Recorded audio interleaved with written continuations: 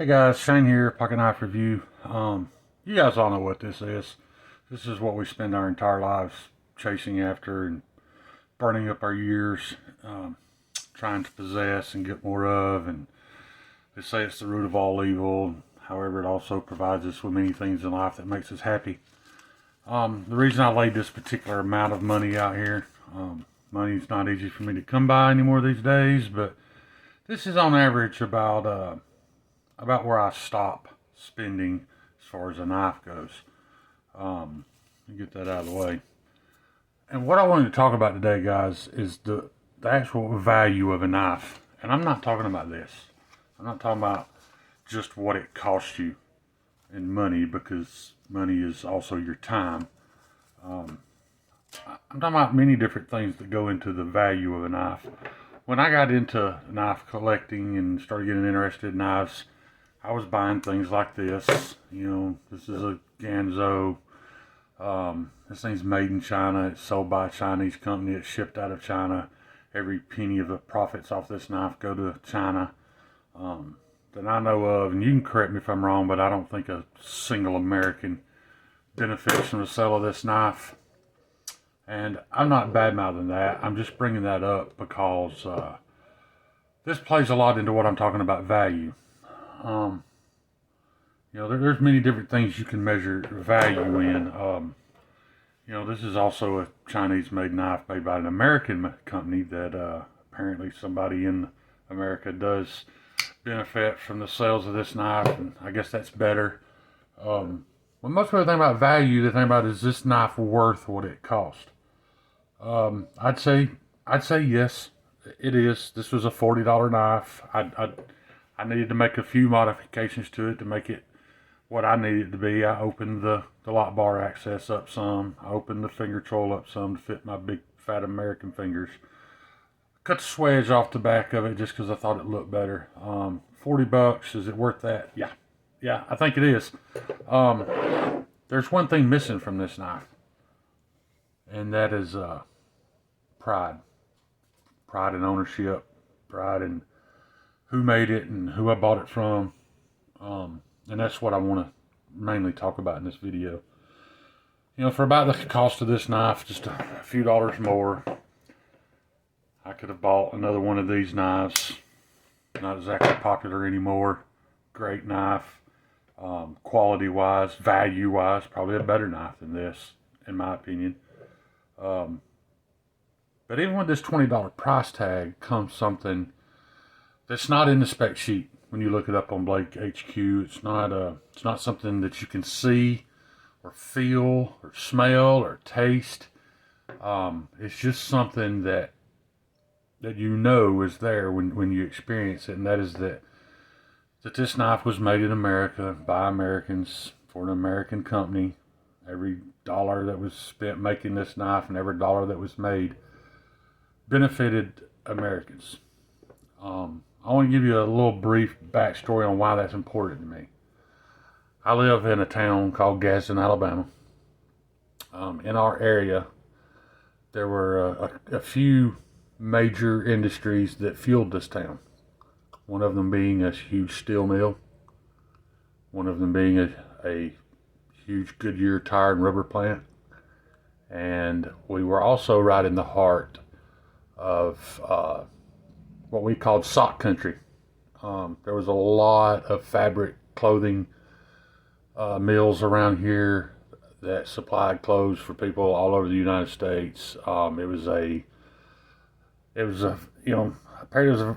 fairly profitable industry because there was a lot of it and a lot of people's lives were affected by it. And now all those are gone. That steel mill shut down years ago. People who worked there's lives were impacted by that. People who owned small supporting industries that supported that plant, their lives were affected by that. About the same time, I'm not going to get into politics, but about the same time when NAFTA was signed, all of the sock mills, all of the clothing factories, overnight, they went away. And they never came back, and they never will. People are still impacted by that. People are still suffering from that. people's lives will never be the same. And that's from, people don't really realize how big a deal that is, because it's not just the guy that owned that plant. It's all the workers who had been there for years and worked their way up, pay raise after pay raise, and getting insurance and vacation time. And then you have all the supporting staff who didn't work for that company, guys that were delivering these goods, all this stuff. All their lives were impacted. And it was sad to see. The last of those was our Goodyear tire and rubber plant. That was when I was growing up. That was the dream job here in Gadsden, Alabama, was to get on down to the old Goodyear plant and make you $20-something an hour and have that tri-way insurance and, finance you a house and a Z71 and a bass boat and a four-wheeler. It was the American dream around here. That's what people were after. Lots of people got to fulfill that dream because of that company. I'm not going to get into politics on why it closed down. Some people blame the employees. I don't know that. I didn't work there. But the fact of the matter is they built a huge multi-million-dollar facility somewhere else outside the United States that was going to make those tires at a lower price. They're not going to pass that lower price on to you when you go to buy them. It's just going to mean more profit for them. And it's sad. It's sad to still see these families trying to adjust, trying to replace those jobs. And that's why I have the passion that I do for American-made products. I know some of you trolls are sitting there saying, he's talking about American-made products, filming on his Chinese phone. Well, my phone comes from Taiwan. But even if it didn't, guys, there's not an American-made phone company. I don't have any choice, because the decisions that we made as consumers years ago, I'm now forced to have to buy my phone from overseas. I just don't have any choice. And knives I do.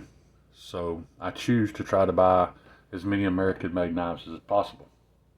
Does that mean I hate Chinese-made knives? Absolutely not. This is one of the finest pocket knives I've ever handled. The fit and finish, the action on it, almost everything is perfect. I found a slight imperfection in the edge grind up here at the tip. However, I find that on a lot of knives, a lot of American-made knives. I find it especially on a lot of Warncliffe blades. For some reason, there's always a little discrepancy right here. That's beside the point. What I'm getting at is, no, I don't hate Chinese knives. I have a few. I will probably own some more. Some of them are great. Some of them are, just okay, because it's $40 and it does the job, and I'm okay with it, I guess. However, I would rather own an American-made knife. This has value to me, guys, and it's not about a sum of its parts. It's not about these G10 scales, this 20 CV blade, these stainless steel liners, and a handful of screws. You put all that stuff together, guys, no knife is worth what they sell it for. No knife is worth some of its parts. The value in this thing, to me, comes from it coming from Hogue. Like I said, not only is it an American company, but it's an American company that supports Americans, and they donate to American charities. And I'm going to go a lot deeper in that in another video, and that makes me feel good. I don't know what these guys do with their money. I don't know what QSP does with all its profits. But I know Hogue gives back to the American people, and I appreciate it. This is not just a pro-U.S. knife video, guys. That's not why I'm making this. I'm making this because I'm a little bit upset. I've only been in the knife community a couple of years, so maybe my opinion don't even matter. But over and over, I see people bad-mouthing American knives and bad-mouthing people who buy them and saying that it's stupid to pay that much for a knife. First of all, the value in a knife is relative, guys. It's relative to you and what you want and what it's worth to you to own that. I'm just going to use this for an example. Only because this subject has came up 2 or 3 times just in the past week. A company called Asher Knives has released a knife that some people are calling the bug out killer. Asher Knives is an American company. It's a guy trying to make a living selling knives. He's putting together parts that he ordered from overseas. Um, so it's not all necessarily, all that money's not necessarily going to China. And I don't have a problem with that, man. I wish that guy the best of luck. From what I've heard, his knives are great. But for you to tell me that I am stupid for paying Benchmade's price for a bug out, which I don't even own. But if you're going to tell me I'm stupid for paying for a bug out when I could have bought it in Asher, you're embarrassing yourself. Because you didn't just brag about the knife that you bought for $90. If you're doing that, that's fine. But the mere fact that you say it's better than the bug out for less money tells everybody that you wanted a bug out. You just weren't willing to pay for it. And that's okay. But if you take it as far as to badmouth the American made knife just to make yourself feel better about your Chinese made knife, that upsets me. That's heartbreaking. That's why there's no steel plant here. That's why there's no sock mill here. That's why there's no Goodyear here. It's for that chain of thought, that mindset is why this is happening and why it will continue to happen until we are the slaves of another country because we can't produce our own products anymore. Guys, that is a scary, scary situation we're putting ourselves in, and nobody seems to care. They, all they care about is they save $35 on a knife. And like I said, guys, don't take this wrong, man. I'm not bashing anybody. I've got an Asher knife coming so that I can review it. I hope it's as great as everybody says it is. I don't look down on you for owning that knife. It's just a handful of people who have chose to not only embrace that knife and many others because of their slight embarrassment, they're covering that up by bashing what it is that they weren't willing to spend the money on. And guys, that's not right. It's just not right. If you want to run a channel or you want to share your opinion about knives and you want to praise a $40 budget knife or even a $350 Reite, that is fine, man. If it's a good knife and you want to talk about it good, that's fine. But for you to badmouth something else, something that is putting food in the mouths of American people, I have a problem with that. And I'm going to quit coming. I'm going to quit watching. I'm going to quit listening. I'm not asking anybody to join me in that. I'm just giving my opinion on it before it comes out in a different way and people think that, I just hate foreign made knives and I look down on people for buying them. That is not true, guys. Just have some respect, man. Like I said, the value of a knife is relative. This knife is worth what it's worth to me because it's what I wanted. It's not worth the $300 that's invested in this knife between the price of the scales and the upgrade steel.